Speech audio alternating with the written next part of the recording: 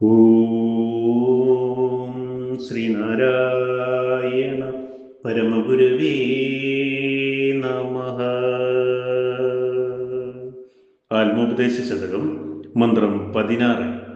അധിക വിശാലമരു പ്രദേശമൊന്നായി നദി പെരുകുന്നതുപോലെ വന്നു നാദം. ശ്രുതികളിൽ വീണു തുറക്കുമഷിയെന്നും യഥമിയലും യതിവര്യനായിടേണം.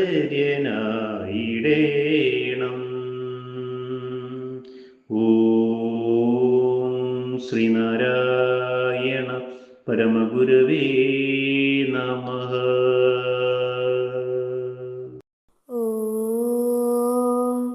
ശുഭദിനം, സുപ്രഭാതം.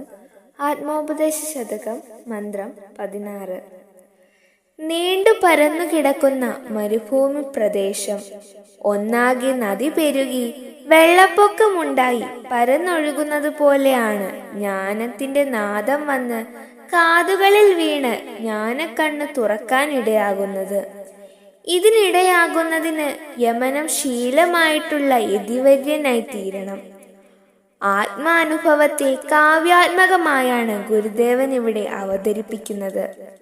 പരന്നു വിശാലമായി കിടക്കുന്ന മരുഭൂമി, ആ ഭൂമി ചൂടുകൊണ്ട് തപിച്ചിരിക്കുകയാണ്.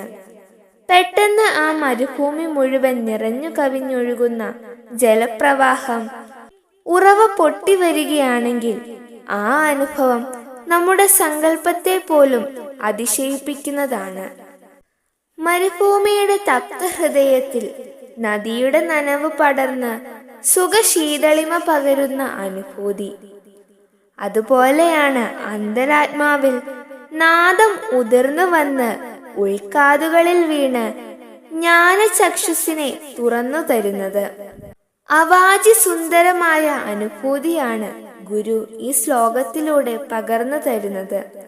നമ്മുടെ രണ്ടു കാതുകൾക്കും അപ്പുറത്ത് അറിവിന്റെ മാധുര്യമൂറുന്ന നാദം ശ്രവിക്കുന്ന ഒരു ശ്രോത്രമുണ്ട്.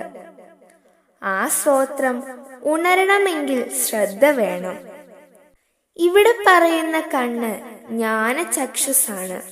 സമസ്തതയിലും ആത്മസാന്നിധ്യം ദർശിക്കുന്ന കണ്ണാണ് ജ്ഞാനചക്ഷുസ്. ആത്മസംയമനം ശീലമാക്കിയ ഒരു സന്യാസി വര്യന് മാത്രമേ ഈ അനുഭൂതി കൈവരികയുള്ളൂ. ഓം ശ്രീനാരായണ പരമഗുരവേ നമഃ.